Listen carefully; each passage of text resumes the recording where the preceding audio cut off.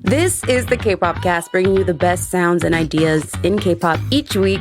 Hello, everybody. This is your PD-Nim, Michaela, and this year our team was graciously invited to cover Kcon 2022 in Los Angeles back in September. So in this episode, you're going to hear my on-site interviews with the press to learn about what it's like to cover Kcon, why it's important for them to attend the event, and also what they think the future of Kcon is going to be, especially after 10 years of existing. We also get into the future of K-pop and how it's covered in the media, and especially where it's covered. But before I hand it over to past PD-Nim, don't forget to join the K-pop Cast community on Slack and sign up for hard-hitting editorial on our newsletter. Links in the episode description. So take it away, past PD-Nim.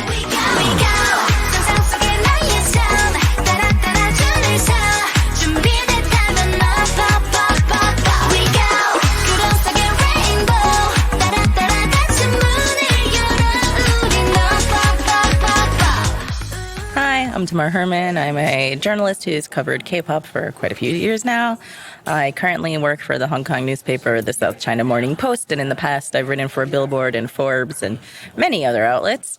I was a Billboard correspondent for many, many years, and now I'm at SCMP, and I can be seen in the Netflix K-pop episode of Explained, and on the K-pop YouTube series K-pop Evolution. And I'm also the author of the 2020 released BTS Blood, Sweat, and Tears, which is my little book baby. And I love the K-pop cast. Big fan. Thank you.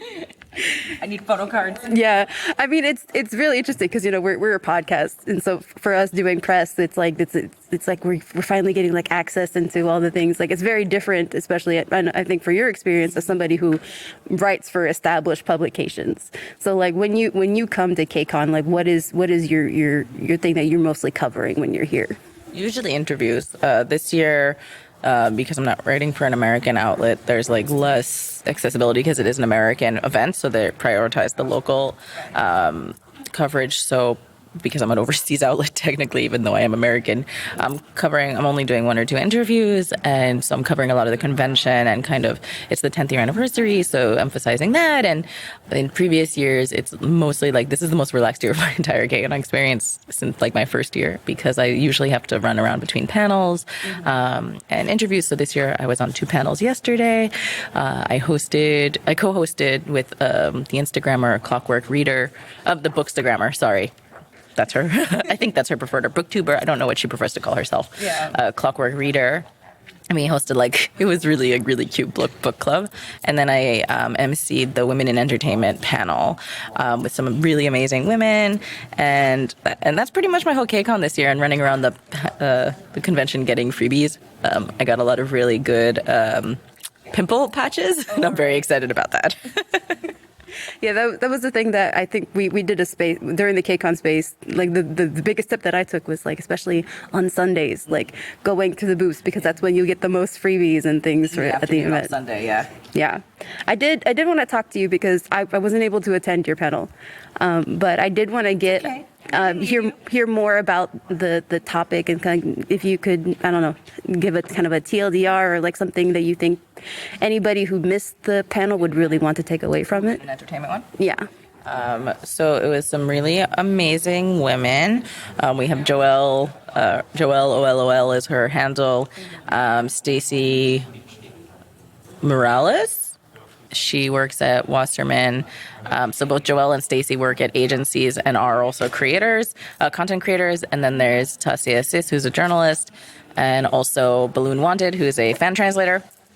And so it was like a fun kind of panel about what each of us do and just like why we do it and what we're aiming for.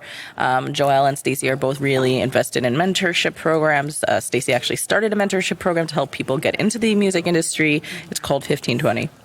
And it's for 15 to 20-year-olds is the main thing, but they also help people who are like postgrads or people who are later in their career, and they do a mentorship program, and it's really cool. And Joelle is very active in like trying to be in like her. She is a professional agent, and she works particularly to aim to bring more Asian voices to just entertainment in America, because growing up, like, she didn't really have so much representation on screen and in the industry. And obviously, thank goodness, things have changed. But so it was just like a great panel to hear, like, about why each of them were launching their initiatives and why they went into this, in these, particularly the agency side of things. And they shared their experiences. And then all of us, throughout, we discussed, like, both the pros of, covering K-pop, so like the journalist and translator, we had a little bit more similarity than the agency side of things, but so discussing like the struggles of it, and also how being a woman is particularly hard in these parts of the industry, because like if you're a guy, you just typically get more grace and more access. So we were discussing that a bit, and then that was pretty much it. That's a really long TLDR, but it was fun. That was great. Thank you. Again, as somebody who's had experience covering this event, and again, it is 10 years of Kcon. We did also want to talk to people who had been covering it, like how the past trends as far as like covering the event and how that's changed, and then how you see coverage of the event or access to the event changing in the future. So the event's definitely like gone through a lot of different variants over the years. I haven't been here since the first one, but I've started coming in 2014 to the LA event, and I'm based in New York, so I usually go to that one. Mm-hmm. I don't think I've missed any of those. I'd have to think if I've missed any of those. I don't think I have. And it's definitely, coverage has definitely changed. There's been a lot more general like interest from not necessarily just people who cover K-pop from the press side of things, but also just generally. The New York one gets, I think, I'm not based in LA, so I can't really speak about that. But in New York, there's like still a lot of general culture interest. So like I know people I know at the New York Times and NBC were covering from like year one, just because people were interested. But now this year it's a little different, because now they're just kind of LA focused with the touring, and the Chicago premiere. I don't know if there was any other press there aside from me and like a handful of local Chicago people. So it's just kind of interesting how things are changing from the press side of things. But I think like the audience is obviously there. The fans are still there. The acts are still there, and the convention is still a convention, so it's a lot of fun. So there's definitely, I think if you're working the event, you might notice some changes, but I'm not sure how visible they are to other people. Just like that, clearly there's changes, but good and bad. I don't really know any bad, but just changes. Yeah. And then I think I kind of want, because, especially over the past few years with the pandemic, we've had a lot of interviews and things have been remote. And as far as, speaking to artists and doing that. So now that we're at Kcon again, after 2 years, what for you is makes coming here worthwhile? Like why not just do it remotely? Why come to Kcon and get to interact with the artists and and do press here at the event? So honestly, I'm happy to do the press of the event, but I like coming to Kcon LA because I like doing panels. I like talking and meeting audience. I like meeting fans. I like chatting with them. Like yesterday, I co-hosted a workshop, which was a book club. Like literally, we sat around 2 tables and chatted. It was really fun. So speaking to artists in person is definitely more fun, just generally, and more personable. It's more important, I think, to be in the room with someone, because you can't read so much body language when you're just on a screen. Even if you do have a whole body image, like I've done interviews where like the group is maybe around a conference table, so they have like the cameras clearly far away that you can see everything, but it's still a little different. So definitely being in person is more personable. I think that now everyone's kind of adjusted to the virtual also, so it's a little bit better than it used to be pre-pandemic. But I just think you make human connections being humans together, so it's okay to be separate, but better to be together. Right. I think Peter, we definitely wanted I think the other question that we wanted to talk about is like trends, especially how, again, over 10 years, how like social media and the way that the tools that you use to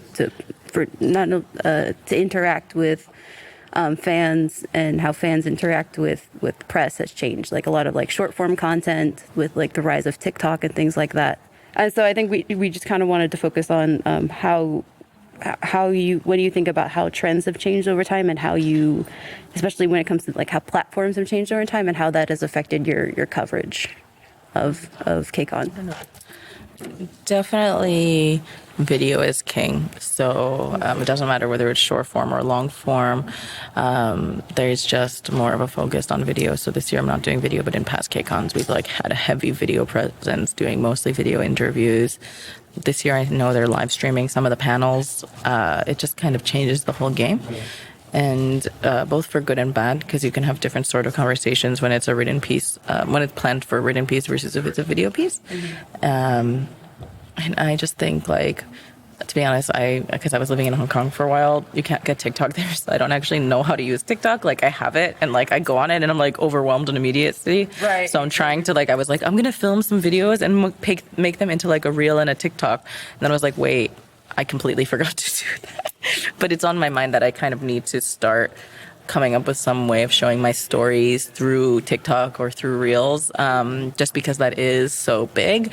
Like I know just in general, like music journalists, like there's a popular newsletter called Music Journalism Newsletter.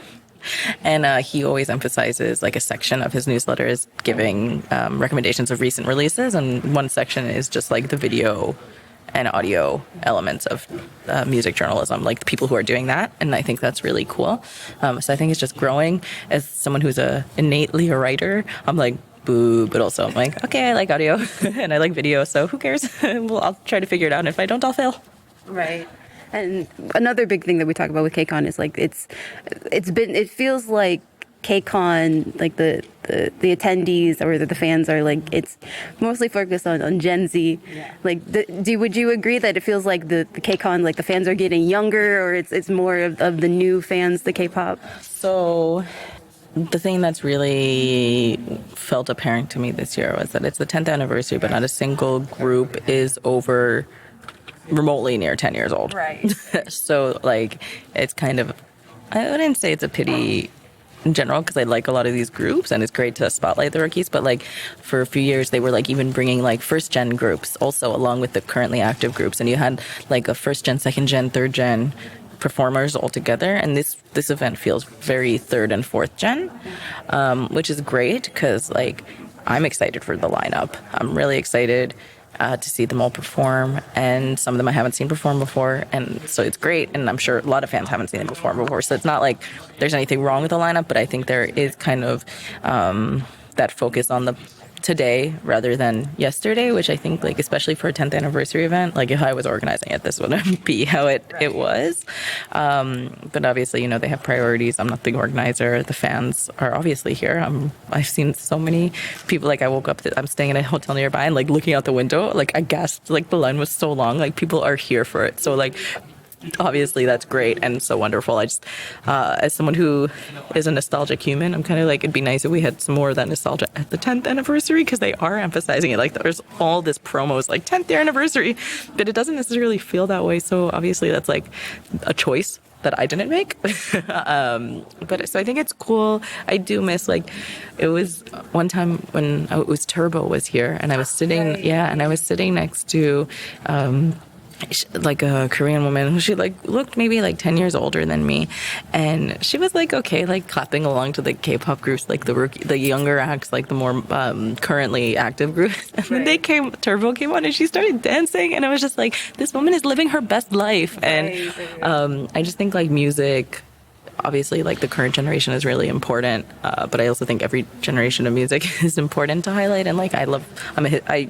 studied history in college, so like I just think it's like cool. And so just specifically because it's the 10th anniversary, I'm like, why didn't you just try to get some of the first performers or something? But obviously K-pop being what it is, that's hard. I don't think any of the first performers are still really particularly active. Right. And I think, what was it, tickets for the camp in October that were Icon and Super Junior and things like that.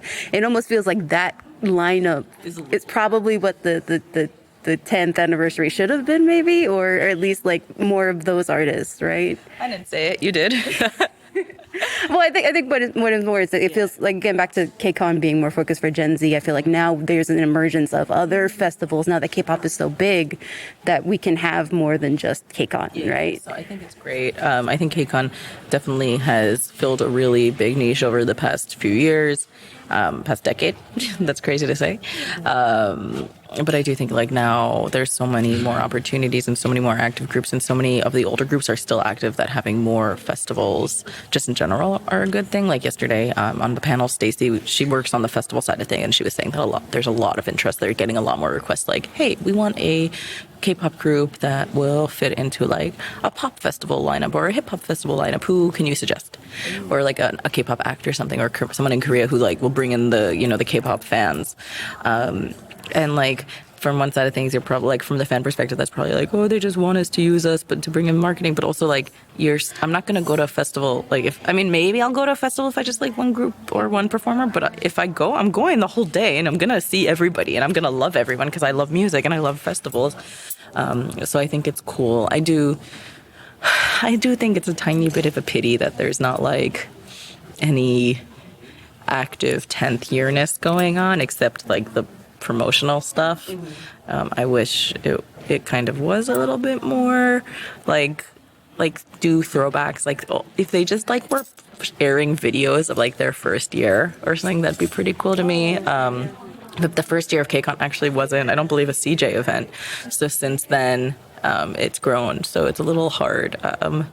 And it's obviously, licensing things and stuff. But I think it's a kind of a missed opportunity. It's not a bad thing because obviously, the here and now is one thing.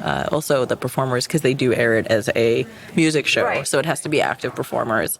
But like, it would have been so cool if they got like Girls' Generation to do their comeback, and they were here, I think first time in 2014. I could be wrong, but just like, I don't know, it would have been nice to see some kind of more of an acknowledgement of the 10th year thing. And maybe I know Amber Liu is here and she was in FX, and Kevin Wu from UKIS, and those were both active then. So maybe they'll do something at like the promotion, like the concert. Right. And I know there's like some cover performances happening, so maybe that, but.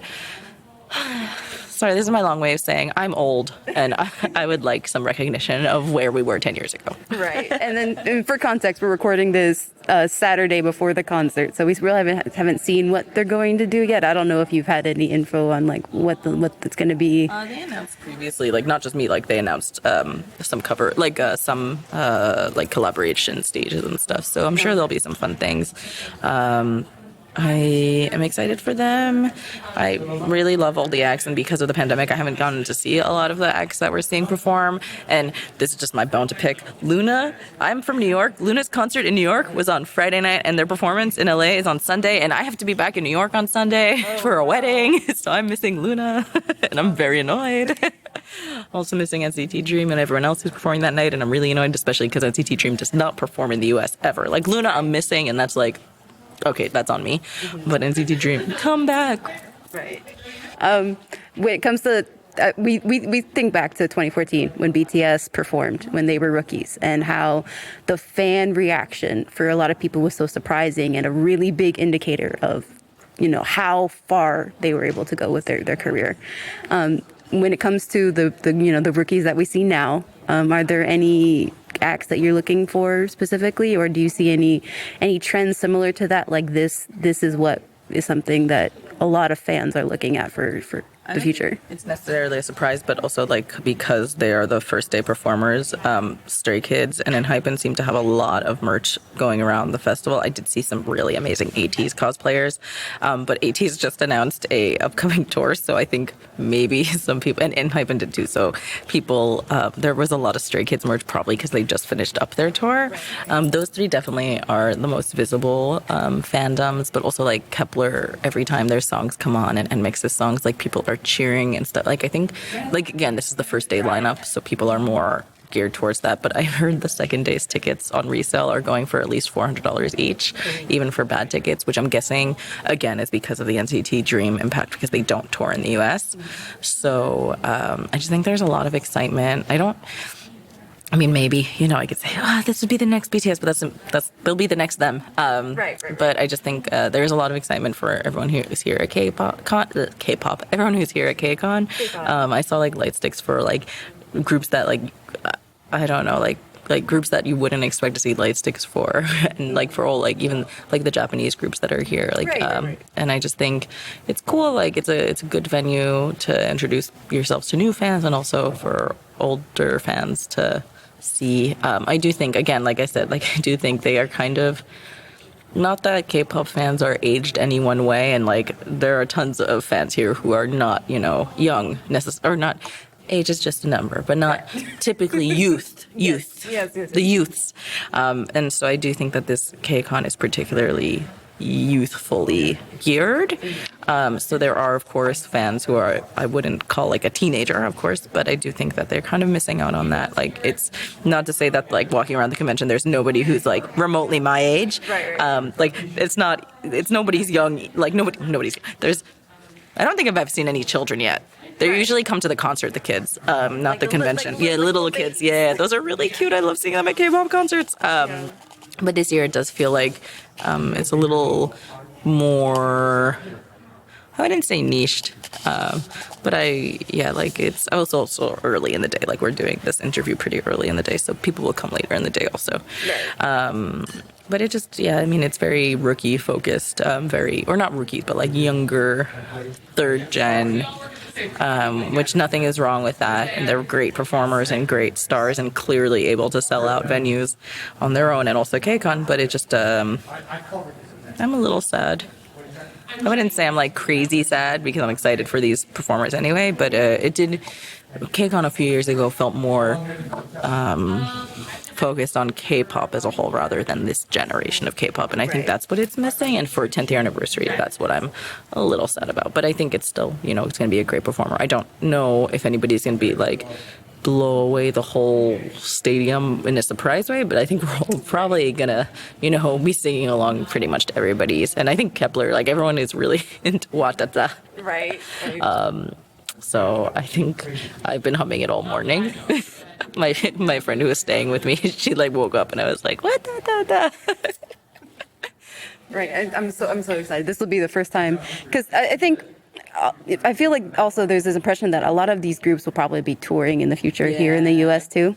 But again, it's still great to kind of see them all together at Kcon. And even though, maybe if you miss out on Kcon, you could probably still see them perform some other time. So that's like the difference, I think, between Kcon now and what it used to be, because it used to be like they were not coming back anytime in the near future. Right. Like if you had to get the rookie that time, because who knows? And rookies would never tour, but now rookies tour a lot. So, I am going to be seeing NMIX between Chicago and here twice in a year. That's wild. There are so many rookies, especially girl groups, because girl groups used to never tour. But now we are seeing so many, and it's really exciting, and I love it. I love the boy bands too. But it's just like, it's nice. Part of me is a little sad that we're not, we used to get soloists and hip hop artists and older acts, and now Kcon has kind of moved away from that, which is fine. Not my choice, but I like it still. So I'm still happy to come to Kcon. I'm still really excited to see the lineup. I just think it's cool, and the evolution has been natural because those artists can now tour themselves, or all artists can now tour themselves. So it's like, Kcon isn't the only game in town anymore, which is quite interesting to see. So I'm kind of curious to see how next year's Kcon looks, because with so much competition this year from so many different tours and so many festivals, it's going to be interesting. Even today in LA, Head in the Clouds is happening, right? Or in Pasadena, I guess, but still in the neighborhood. And so people are torn. Some of my friends who came for the convention are going to go just to Head in the Clouds tonight. Who is it? Chang'a and Jackson and Jay Park. Those are all performing during the weekend. I don't remember which days in the lineup and stuff. And Jay Park from formerly of Day 6.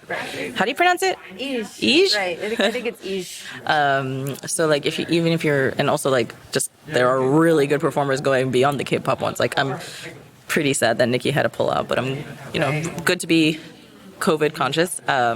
I'm really into Ravina lately, so I'm sad I'm not going to be at Head in the Clouds, but hopefully do a Head in the Clouds New York.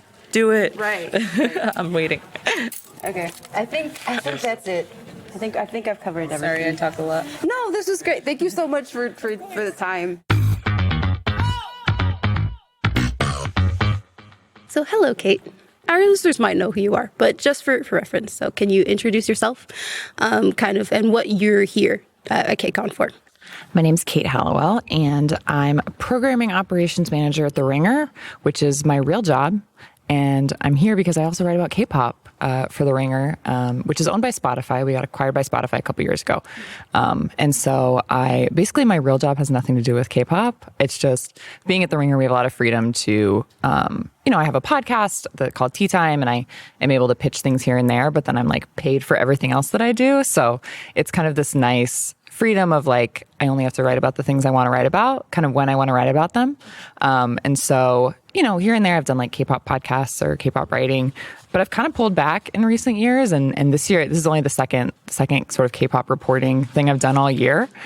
Kind of just like pulled back and done, just focused a lot on sort of bigger pieces as opposed to like trying to crank stuff out and cover everything. So, I'm at Kcon this year to do a feature on the 10th anniversary of Kcon LA. And it's kind of has like oral history energy of what I'm working on. So I've been interviewing a lot of people who were at the first Kcon in 2012, trying to get a sense of what that was like. And then basically I'm just going to sort of look at how the K-pop industry has evolved, how U.S. perception of K-pop has evolved, how fandom has evolved, kind of through the lens of like these two Kcon events and the changes and the difference that people have experienced over time. So talking to fans, talking to reporters who were at both, talking to artists later today. Unfortunately, like a lot of the groups this year are very new.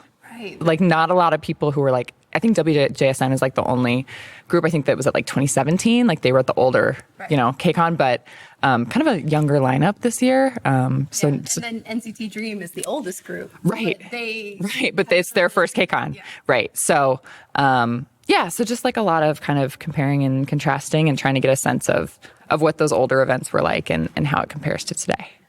So we're kind of wanted to know about sort of the different trends that you have seen, especially covering K-pop and other things. I mean, not to get, I don't know, I know you're doing a thing about the 10 years, so not to give too many spoilers for yourself. Yeah. But have you noticed anything specifically about this Kcon that's different from others? Because one thing that we've been talking about recently is this definitely the Kcon for the Gen Zers, for the younger fans. Would you also agree that like especially Kcon now, like fans are younger and are newer to K-pop? Yeah, that has been the thing I've heard from everyone that I've talked to. When I've been talking to fans who have, been to the first Kcon and are at this one or aren't at this one, but were at the first one, or reporters who have covered it, or like I talked to Kevin Wu yesterday, and that was one of the things he said when I'm like, what are the differences you've noticed? Everyone's like, the fans are younger, like just a lot younger demographic. And, it's not like that's a huge generalization, obviously. Like people like us exist. Like there are, mothers and fathers and grandmothers and, all sorts of people of, every race and age here. And like, that's great. But like, I think a lot of people have noticed, especially this year, that the demographic of fans here is definitely like firmly Gen Z, like majority Gen Z. And yeah, the only other Kcon I've been to is 2019. And that was pretty early in like my K-pop reporting days.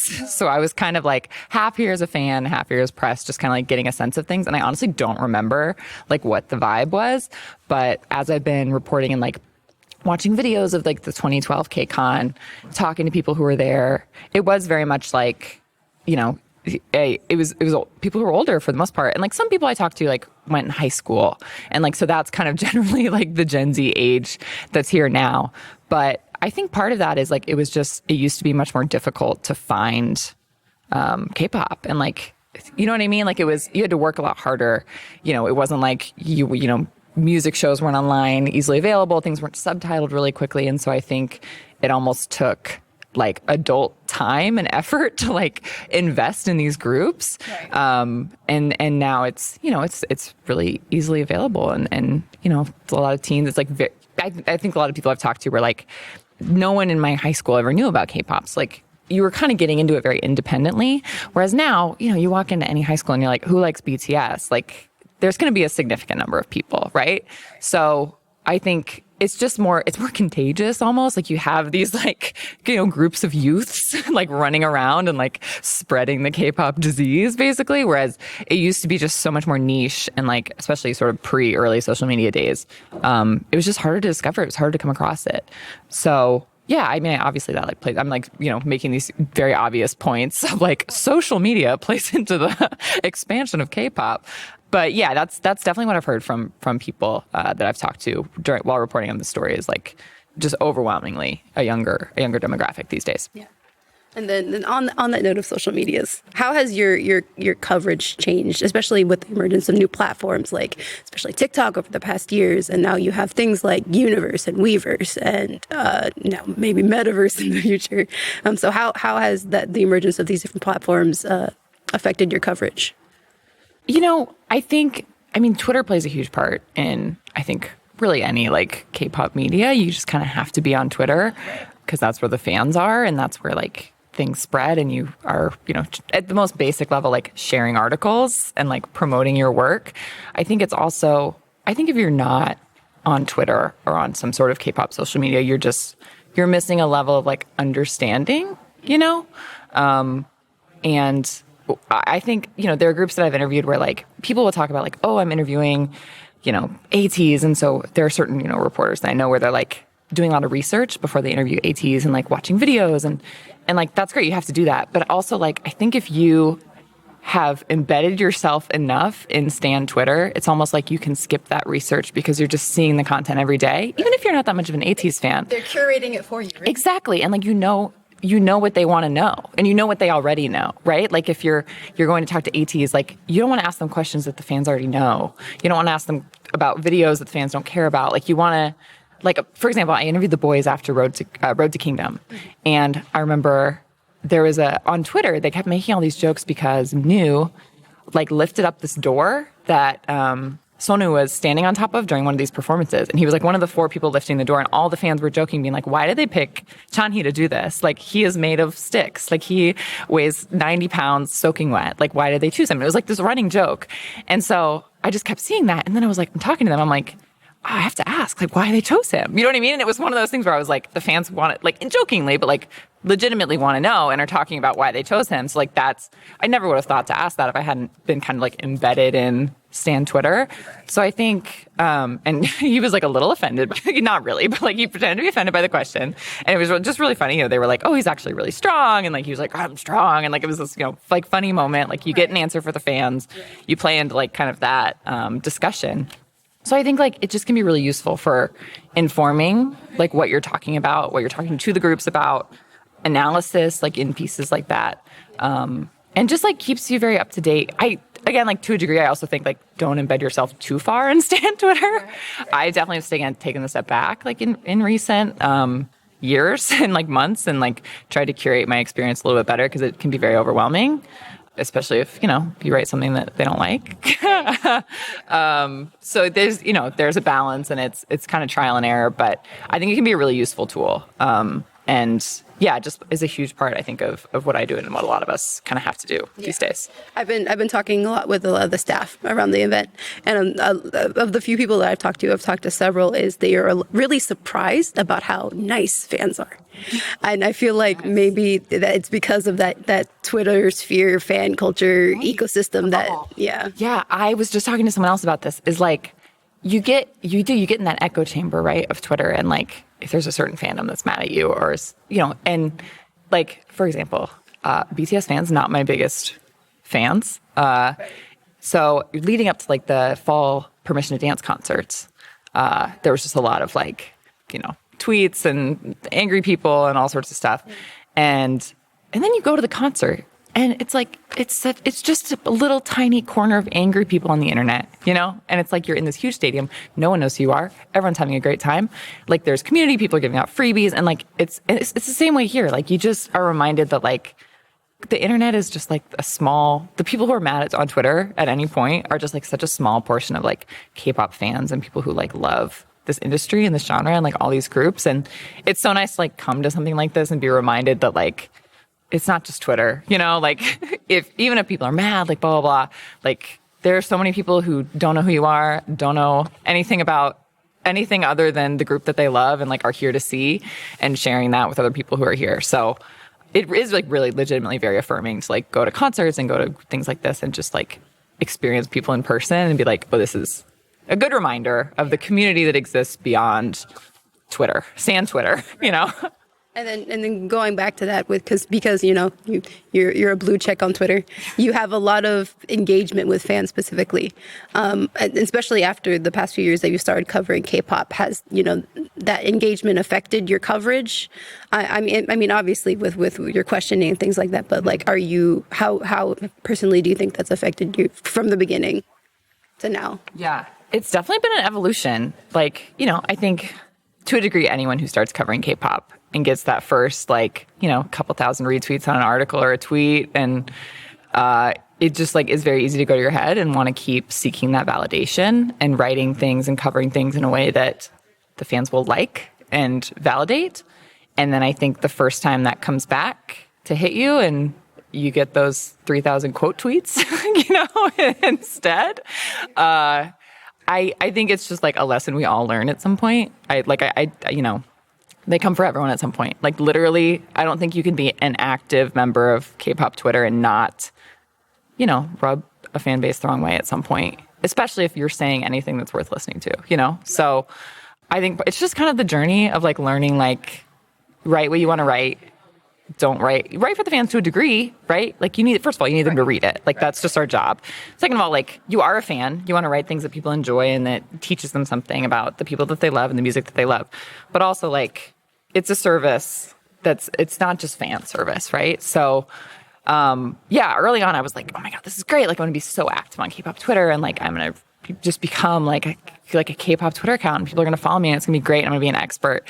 And then even just over the past year, I really have pulled back on tweeting about K-pop a lot, because and I actually created a Stan account, a secret space, not secret, but circle of trust, where I can go and no one knows it's me, right. Or people, my friends know it's me, and I can just tweet about K-pop and be a normal fan, and it's private, it's not for engagement, it's just tweet my thoughts into the void, keep them off main. Keep me out of trouble, basically. And then I just generally all I do these days is tweet from concerts, videos or thoughts or a little bit more. I used to just try to make a lot of jokes and be kind of, because my writing is I was a little on the voicier side. It's not super hard facts reporting. That's just kind of the Ringer's voice. Yeah. And so, but you get yelled at so many times, it's it's just not worth it. It's I'm just going to go somewhere else and create a new account and make my jokes there, So it's kind of the circle of life. But Twitter, obviously Twitter is helpful and important, and I obviously still use it and tweet about K-pop from Maine all the time. But I definitely have pulled back and kind of use it in a different way than I used to. The engagement is just less important, You kind of just have to learn that it's just not always worth it. Right. So, yeah. I think I want to transition to talking about, because you are, we're a plucky little podcast that, is finally getting the chance to enter the press room and get to talk to people and do the things. But no, you are a professional writer. You work for Ringer. You have a platform that you're coming to this convention with a sense of this is the kind of coverage that I have to do for my publication. So I wanted to hear a little bit more about that, how you approach Kcon as somebody who works for the Ringer. Yeah. And, to acknowledge my privilege, there are a lot of professional writers who have to write a certain amount of stories or are trying to pay the bills with their writing. And I'm really lucky to work for somewhere and have a job where this is just extra, I get to do it. And again, I have to do a good job, or they wouldn't let me do it. But, I only write about the things I want to write about. And so, especially in recent years, I think I would say I only pitch things, because again, it's on top of my 9 to 5, it's it's extra work. It's a lot of extra work. I would say I generally only write about things that I think I can write about in a way that either hasn't been written about, or, I have a specific perspective, or, just something that I want to read too, right. So the only other thing I've written this year is I talked to ATs, and I wrote about this kind of goofy, funny thing about their pirate concept, and included a lot of pirate puns, and really honed in on that, because again, I have a lot of AT&E and Twitter friends who love the pirate concept and are so committed and are when will they go back to the pirate thing? And it just became part of what I was thinking about all the time in relation to ATs. And so when I was I want to talk to them, but like, how do I make it different? I was like, I'm going to really hone in on the pirate thing, and like just really like hit that angle really hard. And, like I was just telling someone the other day, I was like, there are groups that like, I don't think I have anything new to say about them. Like my friend was like, oh, I'm like dying to interview stray kids. And I'm like, I don't think I can write about stray kids any better than anyone else ever has, and it's part of that's just because like they're so open and like they've already like been so honest, and like my friend Crystal Bell like does such a good job, and like there are certain groups where I'm like I just can't be the best person to write about them. So like I don't really need to, like they're just like, or like concert reviews or things like that. Like I don't feel like I have anything new to offer. But I just, especially like this event, I just thought, like, how can I come at this from a creative angle and like sort of teach people something and learn something myself? And I was looking and I just hadn't seen a lot of people like sort of, the 10th anniversary. It's been 10 years since Gangnam Style. I was like, how can we tie all this together and sort of just like look at this lens, like use this lens to kind of teach people about the whole fan experience. And also The Ringer very specifically does a lot of like long, in-depth feature writing, which not that many places do anymore, and I just felt like it just felt like a good match for The Ringer and a good match for me to do, just really hone in. Like I'm doing a lot of reporting for one piece, like I've talked to just a bunch of everyone. My friend yesterday was like, why you've been reporting on one piece all weekend, like for weeks, because I'm talking to fans too. And like a lot of that won't make it in, but like some of it will. And you just kind of need to paint the full picture. And there aren't that many publications that do like that kind of really long, sort of long form feature writing. And so that was an example where I was like, I haven't seen something like this. I don't know how many people will be writing something like this. And so, I'll just take the time and do it. And it'll be my second K-pop piece of the year. Maybe it'll be my last. Who knows? Not last ever, but last of the year. And yeah, I just, I just try to write something that I feel like, not like I'm the best person to do this, but like I have something new to say. Like I wrote about when Taemin enlisted in the military. I like just off the top of my head pitched something and being like, can I just like write like an ode, like a farewell to Taemin because he's my favorite of all time. And I really wanted to like write specifically about how like odd it was to see someone like him do this like very human requirement of like enlisting in the, because like I basically in the piece I would go into the fact that like he's just like this otherworldly sort of figure, and he's been in K-pop for so long, and he has just this like persona, and it's just so odd to think about him like shaving his head and enlisting and doing like a 9-to-5 job, and like him specifically. So like that was like an angle where I was like, I haven't really seen that, and I just wanted to talk about it. So this was a very long answer to your question, but like... No, it's great. Thank you. Yeah, just like, because I don't have to write something, if it's not like a unique angle or something that I feel like is really suited to like my voice and my publication, then, just wait until one of those things arrives and do it then, basically is the strategy. Right. I want to go back to like you're here reporting on Kcon. I mean, you said you've been working on this for weeks now, but you're here this whole weekend. Over the past 2 years, with COVID, we've had to transition to online interviews and doing things over Zoom.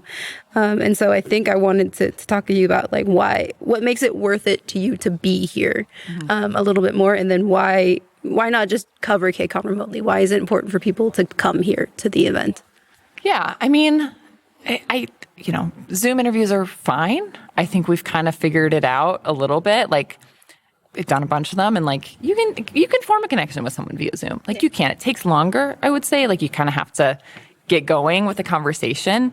But it's just easier in person. Like no matter who you're talking to, whether it's an idol or it's you or it's another reporter or it's a fan, like I think the in-person connection just really makes a difference and makes it easier to kind of fall into like an actual legitimate conversation.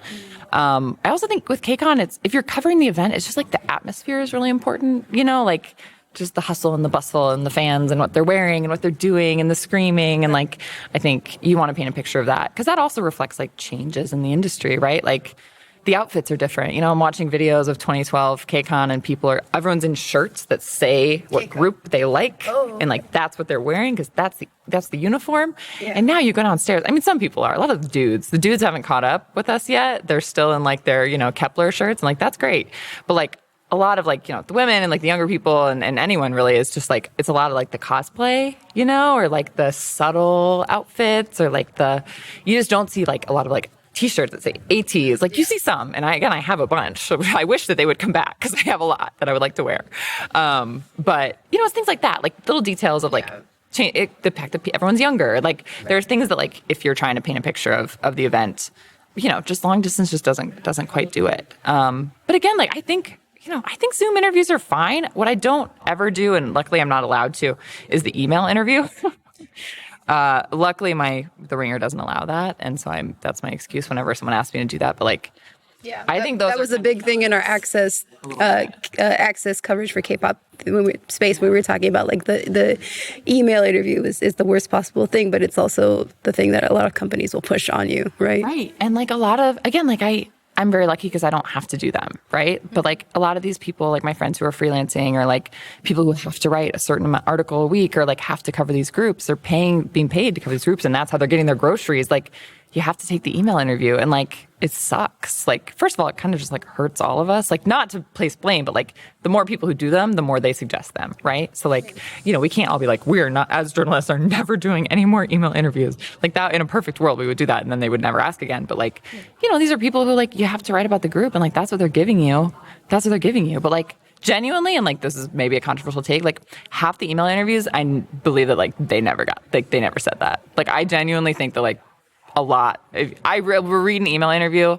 There's one with Monsta X from a while back that I remember reading and being like, these words in any language, these words never came from their mouths. Right. Like they have never had this thought. And like, again, like not that people are making shit up because like I don't want to like be like pointing fingers at all, but like it happens. Like we know it happens. And like, it's just a bummer. And, I wish that we could do it less, but it's a necessary evil, unfortunately. But compared to that, Zoom interviews are great. Like, I think you can get good stuff from a Zoom interview, but obviously in person is like, it's as good as it gets. And it's hard to beat that kind of like energy of being in the room together.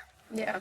Side tangent. I was at the Big Titty Gang booth earlier today, and on that note about male fans like catching up to thing, one of the vendors there was like, we were surprised that there were so many male fans like wanting all of this merch and like wearing it. So I just thought that was interesting, especially for male fans. Like it's again they're catching up, but I feel like. There's more, K-pop a lot of times, like, the stereotype is that it's all women. But I feel like now as it's growing, I think it's becoming a little bit more accessible to male fans, especially here in the U.S. Yeah. I don't know if we would agree, especially like from the things that you've seen today. Yeah, there are a lot more guys here than I would have expected. And I think than in the past. And I love like, they're just like very open about like who they stan. Again, like it's because they wear t-shirts and like that's the only thing guys wear. So like, but like I, again, like walked in with someone today who was wearing a Stacy shirt and like clearly from Etsy, like the kind where it's like really like stylized and fun. I'm like, yes, like you're doing it right. But yeah, I'm happy to see them. I have been to a lot of girl group concerts lately because I like have finally been sending the girls here and have been honestly amazed by like the percentage of guys, which I'm not always thrilled about. I'm always like, oh, there's so many men here. Like there's like that immediate thought where I'm like, oh, but I'm glad that like, and like they're coming together like with the bros, like let's go see Dreamcatcher. It's like, it's better than playing like FIFA on a Friday night. Like, I guess I'm glad you're here yelling at Dami with me. Like, sure, that's great. So yeah, I think it's great. I'm excited that they are into it. I also like, Kcon is all about discovery, right? So like, they come here for Kepler, maybe they discover that ATEEZ kicks ass or like, you know what I mean? So like, they open that door and then, I think a lot of like straight women, come in for whatever cute guy they see and then eventually they get into the girl groups, like not to generalize, but like, I think, you come in for one group and then Kcon just like very easily leads you to other groups and other people. And then you're a multi-stan and then you're in it for life. And like, you just need that first step. So we welcome any and all people who want to stan. We're here for you. Right. On the note of experiencing groups for the first time, this is, a Kcon where there are a lot of rookies. And we keep thinking back to the 2014 Kcon when BTS came out and just blew everybody away with the amount of support. Like G-Dragon was there that year. And the screaming and the reaction of the fan was like equal or maybe even more to what he got, which was a big indicator of like, oh, these guys are gonna go far. Obviously, nobody could have predicted how far they would have gone. But looking at the rookies here at the event, looking at the artists who are coming here for the first time, is there anybody that's sticking out to you as far as like, not necessarily who's gonna be the next BTS, but that especially after last night, because we're recording this after the first concert, that the fan reaction, is there anybody that surprised you, or anybody that you were specifically looking to see who was going to like take over Kcon this year? Yeah, honestly, the group that comes to mind who hasn't performed yet, but P1 Harmony is later today. And I think in terms of just like grabbing people in a way that, I mean, obviously, yesterday was like in Hypen, which was like huge crowd, but like I almost feel like that's cheating because like they were engineered to be the next BTS, you know what I mean? So I'm like, I'm not gonna, necessarily make them my choice. But P1 Harmony, I think, is notable just because they're one of those groups where like I had friends who were like, you have to stan, like. And I'd be like, oh, it's like another group. Like, how many boys can I learn? And they'll be like, no, like, you have to stand. Like, they're special. Like, they're great. And then, I'd see somebody else and they're like, P1 Harmony, like, get into it. Like, get on board. And, like, I feel like that's the kind of, like, mouth to mouth. Like, they're special. They're different. They're, really exciting. And, and also, like, it's one of those where, like, I was in a K-pop store and heard the song and I was like, damn, this slaps. Like, who is it? It's P1 Harmony, So, like, I think to the degree that, like, BTS really exploded onto the U.S. scene, not as popular necessarily in Korea, or at least like Especially blew up here quicker. Yeah, I think that's also similar with P1 Harmony, right? Like, not that they have more U.S. fans than they do in Korea, but like they're obviously, I think, significantly popular here in relation to maybe their Korean popularity. So yeah, I guess maybe they would be my pick. I haven't seen them yet today. Actually, I was supposed to go to their LA concert and then they got COVID and they canceled it. Right. And then they rescheduled it. And it was like when I was gone or something. I'm like 0 for 2 on catching P1 Harmony. So I'm excited to see them later. But I actually wanted to say, when you mentioned BTS in 2014, right. I was talking yesterday to a fan who was there in 2014 and is here this year, and has been to like all the Kcon since. And she was telling me that when they used to do the meet and greets where like you got a scratch card, you get a random one and you scratch it off and then you would like trade with people. And so that year she got a meet and greet for Teen Top, which is like an older group. Yeah. And she goes to the side and was like, I have Teen Top. Like, I want BTS. Like, does anyone have BTS? And someone came right up and was like, here, I have BTS. I want Teen Top. And just swapped it right there. And she was like, that's how you know they weren't there yet. Like, in what world would someone now come up? Like, no shade to Teen Top. Great. Love them. But, like, you can that's how you know it was, like, right before it happened, right? Is, like, she was like, I mean... I tell people that story and they're like, what? But like, that's, you know what I mean? Like, it's just like, they were not quite there yet. And like, that really, like, I think kind of pushed them over the edge. But there was still in 2014 a time when someone was like, I do not wish to meet BTS. I wish to meet Teen Top instead. So like, and that's great. And those people probably still exist. But like, I just thought it was such a funny anecdote. I was like, that's how you know, like, it was right on the edge. Like that was what pushed them over, was like, being there and experiencing that. So I was like, I love Teen Top, and I'm great. And I hope that person loved that meet and greet. I hope it was amazing, and it was everything they wanted it to be. Right.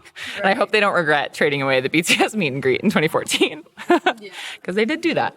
Okay, I think that something I just thought about was the fact that Kcon's been around for 10 years.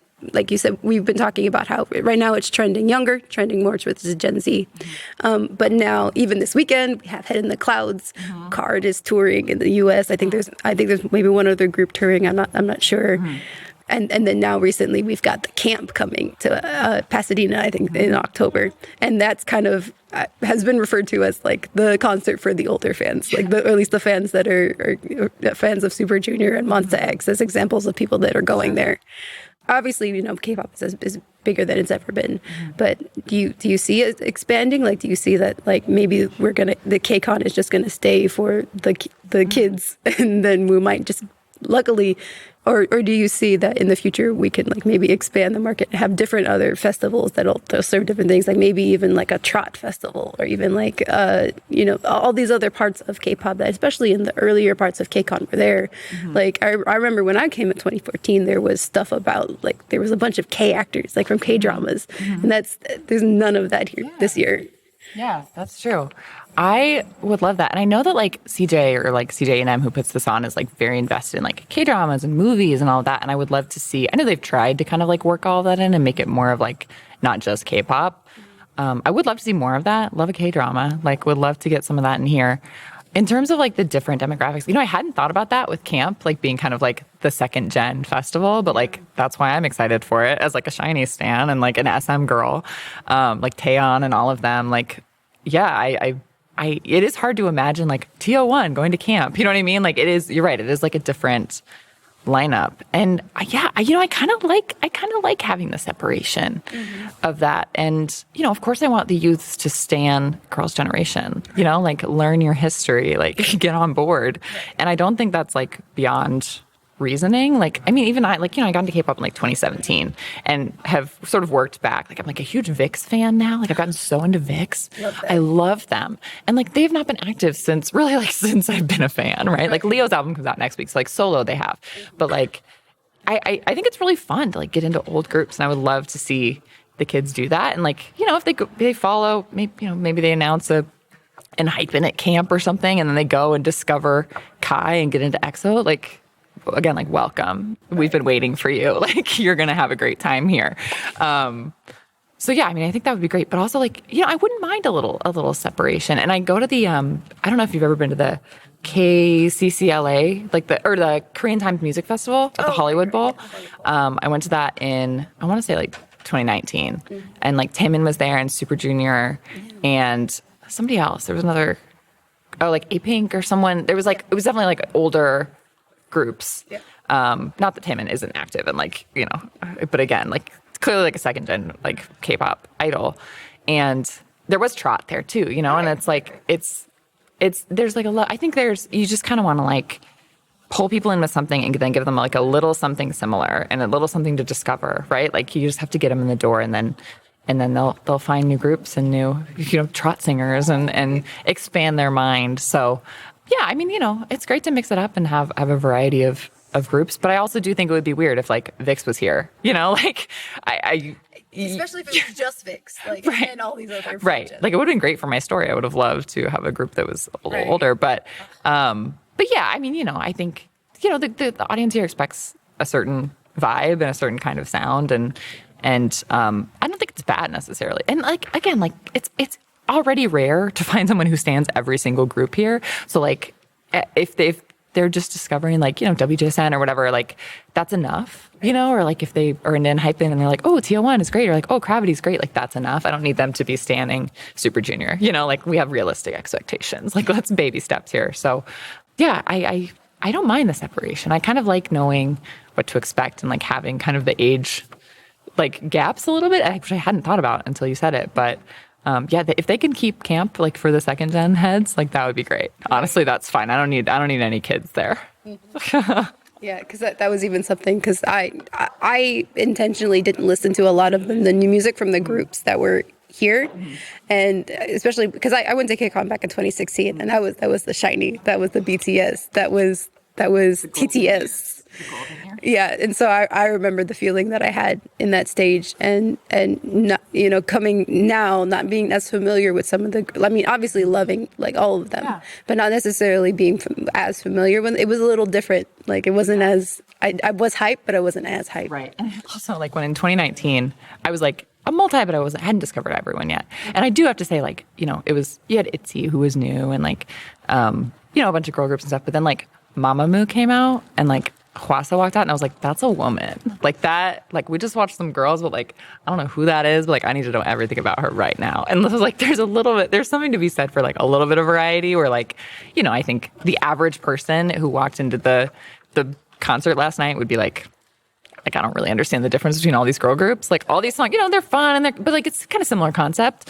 And I think, there's something to be said for variety when it comes to not just the music, but like just the kind of the ages and the kind of groups that are performing. So I'm thinking fondly back to my Mamamoo discovery in 2019 yesterday, and being like, where are the women? Bring the women here, please. Right. especially now. I feel like if anything, in the age of the Renaissance, like this is the time to bring in the women, right? Absolutely. I know. I was sad that Mamamoo didn't make it, but they're up to a lot. They got a lot going on. So it's okay. Yeah.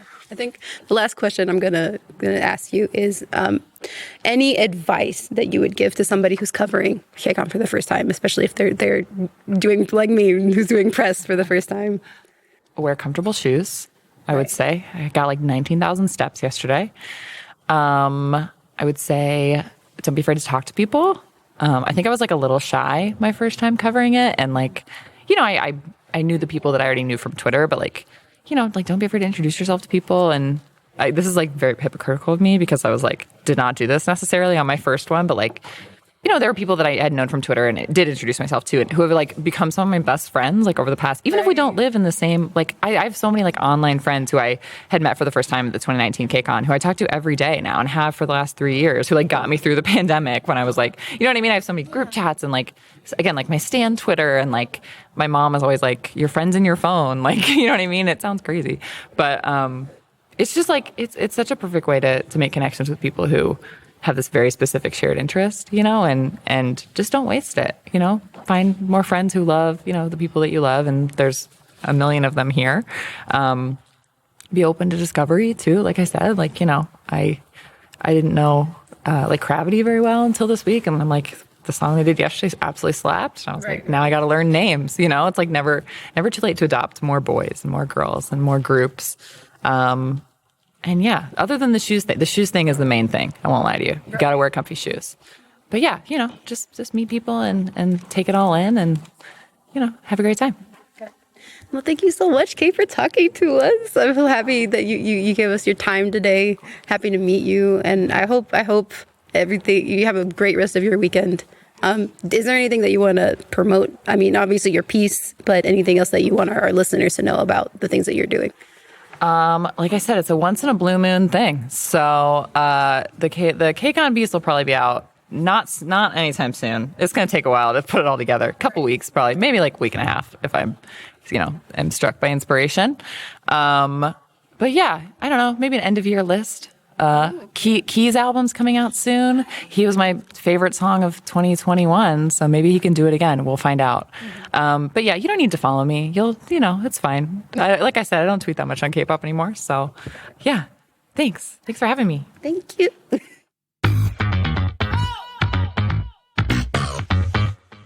We're the K-pop cast. We're a K-pop podcast. I just want to talk to you about how you're covering these events. So first, can you introduce yourself and like give a little intro about who you are and like what you're doing here at the convention? Cool. Hi, I'm Liam McKeown. I'm a entertainment journalist. But for the last, I guess, 5.5 years, my focus has pretty much solely been on K-pop. Started by interviewing BTS in 2017 and had no idea what I was getting myself into. And obviously that journey has been pretty insane since. And through that have been able to interview different K-pop acts from all walks of life and have seen acts grow from, you know, rookies to superstars. So it's been an interesting few years. But K-pop really for the last 5 years has kind of taken over my creative content. And I love it. It's so interesting. It's nice to be able to experience something that is so different to what we see on our screens or on our radios or whatever. So it's been fascinating in that aspect to learn a little bit more about the world. And in terms of business as well.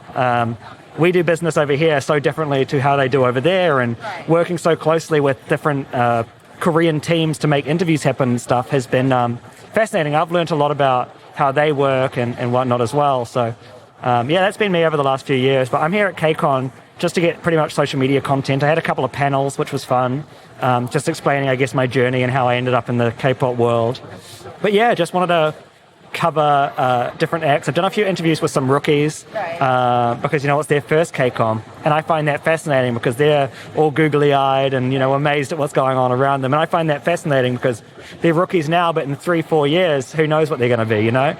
And that's something that's fascinating about K-pop to me as well. Is the evolution of acts and how quickly things have evolved for, you know, acts that debuted within the pandemic, you know, and Hypen debuted during the pandemic. And look at them now, they're headlining pretty much the show tonight at Kcon. So, yeah, that's what I've been doing. And just, you know, meeting people and meeting different people who have watched my interviews is really cool as well, to kind of put a face to the comments, you know. Yeah, and because you kind of have that experience with engaging with fans, has that fan engagement or how does that fan engagement influence the way that you cover certain parts of the convention or other parts of K-pop? It's everything, because I'm a fan myself. You know, when I started interviewing K-pop acts, I wasn't a K-pop fan, but very quickly became one, as it happens. Very quickly you go down the rabbit hole and you're done. But, you know, fans are everything. I grew up watching interviews of my favorite artists. You know, I'd go on YouTube when I was a kid and just look up interesting interviews with people that I admire. So if I am able to give fans that, then I've done my job correctly. And I'm always thinking, you know, what do fans want to know?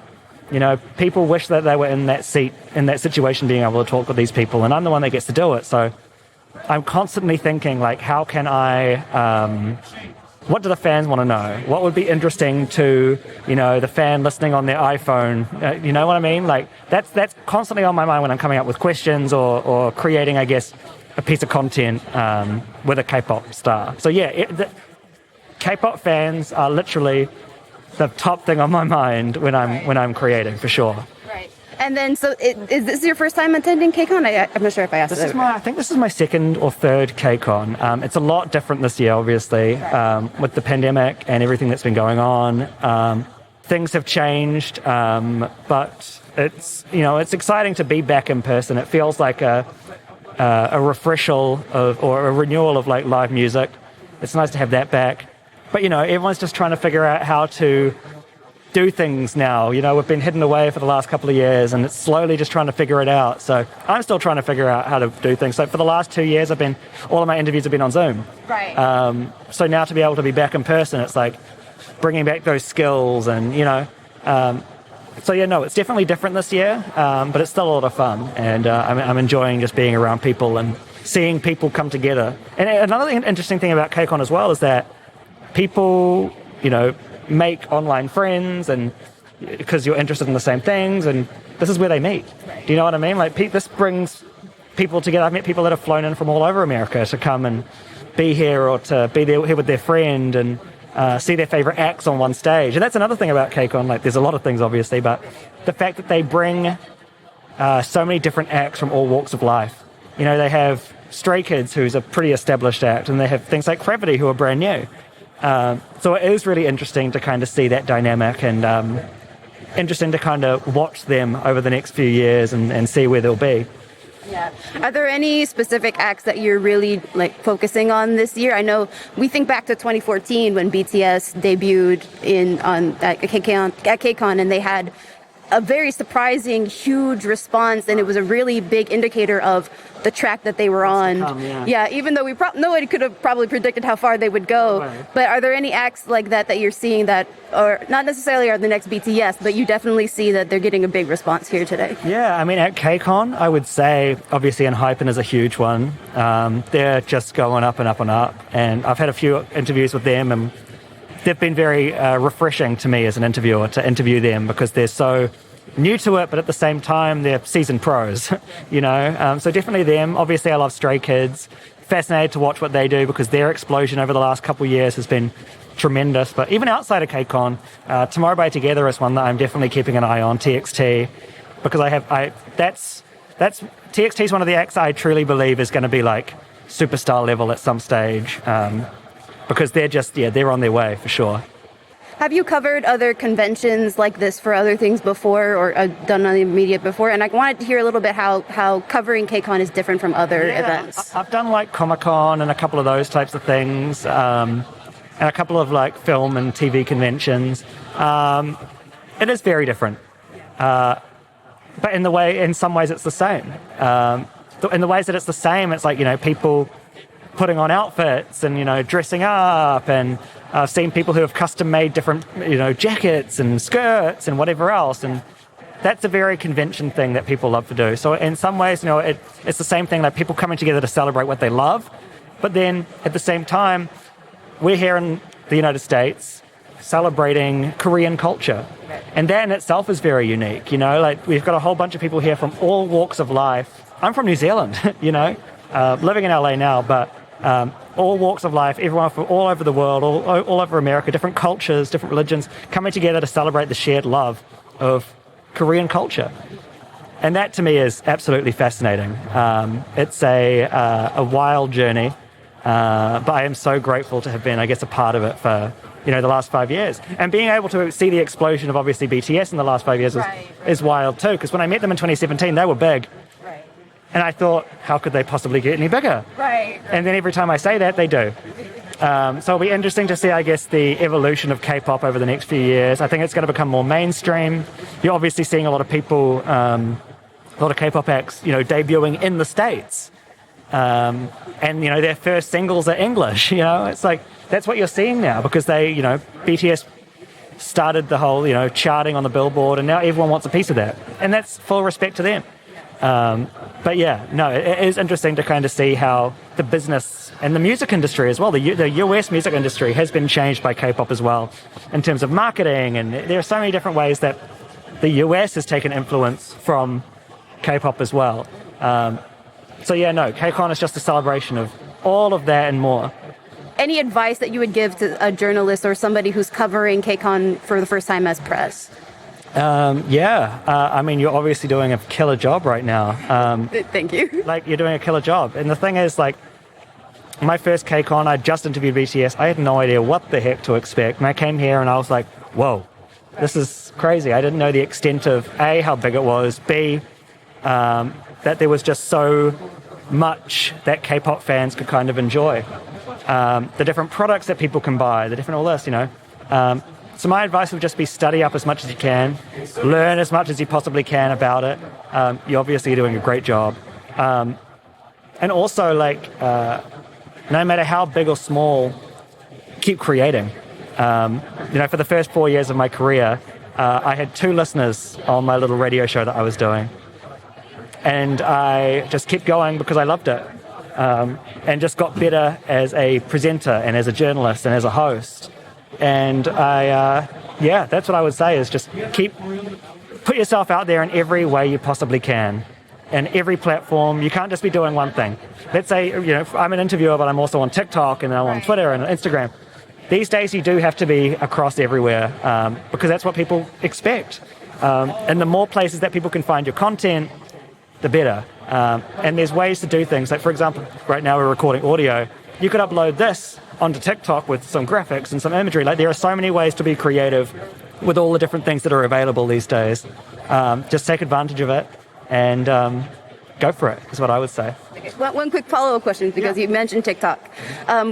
With the emergence of other media platforms, as far as that have come up over the years, especially with TikTok and everything else, how has your coverage of event changed over time because of the emergence of these new platforms? Especially even now we have like the metaverse coming into the picture. I mean, it's gotten crazy, obviously, even over the pandemic with all these things that they're announcing. I mean, TikTok only really just blew up during the pandemic. Like, you didn't know what that was 4 years ago, and now it's like the biggest social media app. So my advice would be, post as much as you can.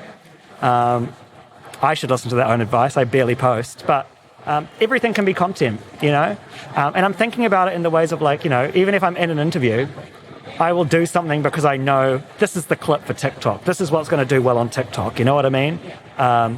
So just always having in the back of my mind that whatever I'm doing, it's going to be on numerous different platforms, and I've got to create content that works across platforms, But yeah, that's kind of how I think about it. Like, if I'm doing an interview, I'll be like, oh, let me do a shot where I wave to the camera, and then all the idols will also wave to the camera, and then I'm like, great, there's my GIF for Twitter. Do you know what I mean? Right.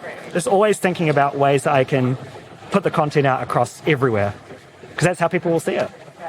Thank you so much. Do you have any socials or anything that you want to promote for our listeners? You can find me on anywhere. I'm on TikTok, Twitter, Instagram. Just search up Leah McKeown, or if you want to watch my interviews, just go on YouTube and type in Leah McKeown interviews, and you'll probably find them there. But thank you. This has been great. I can't wait to listen to your podcast. And thank you so much. Congrats on being at Kcon. Like, that's huge. Like, you should be proud of this. This is massive. Enjoy yourself.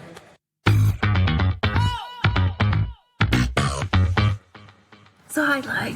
Hi, Michaela. How are you? I could be better, but I know.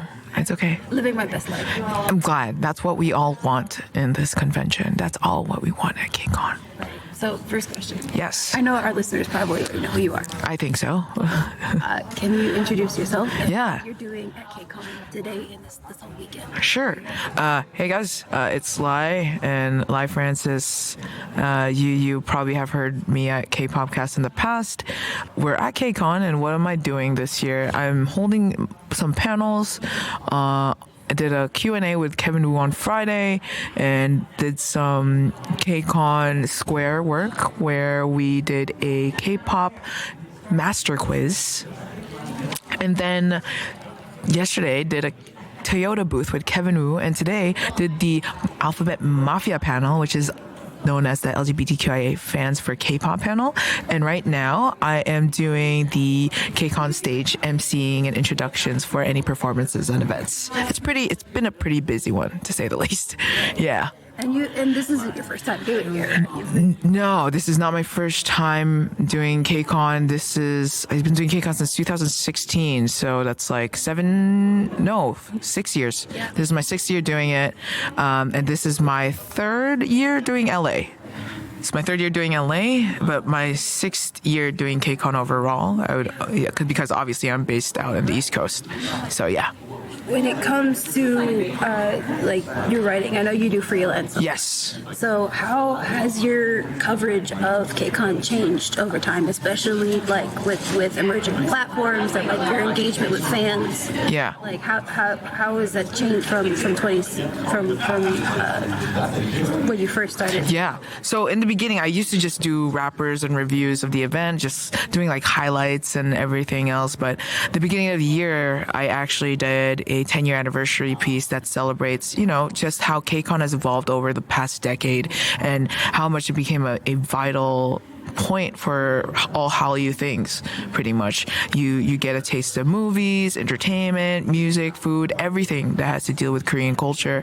And now, because you mentioned emerging platforms, I went from just not only writing it, but just being in the know with the artists and getting to talk to them for social platforms like TikTok or Instagram Reels, because short form video has been so popular, and that's what everyone loves to watch. Everyone loves something visual that tells a story, whether it is something that could be serious or something that could be playful and casual. So I guess I could say this now. I don't know when this is going to come out, but I do have some really funny TikToks that are coming out with Lightsum and TO1, where I just ask them internet trending questions or trivial questions that are just, you would ask your friends. So it's just more of a get to know. So it's been crazy how open and fun artists have become in terms of just like, not PR oriented answers when it comes to like conventions like this, because everyone's just so free,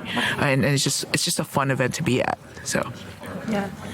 We talked a lot about how Kcon is like, especially now, because it feels more like it's focused on like Gen Z and younger fans. Yes. Would you also agree that over the years the fans have like gotten younger, or at least there are a lot more younger people attending as before, where it was maybe a little bit more diverse? I think it does gear towards Gen Z and how it seems to be. Like, you've seen the convention floor right now. We have Zepeto, we have AR filters on Instagram to celebrate. It's been so Gen Z or present, modern oriented to social media, because social media is what's keeping K-pop alive. Not just the music, obviously, the production and everything. That's already there. But what markets K-pop is just word of mouth, social media, all of this, and it definitely does. But when you do consider other social media platforms like Facebook or Twitter, that gives off a different demographic as well, so it's not just Gen Z kids. Like, there's millennials like me, and there's like, I guess you could say boomers as well, because boomers love Facebook, I guess, and they reshare their stuff there too. I see a lot of Korean drama stuff, at least for my family.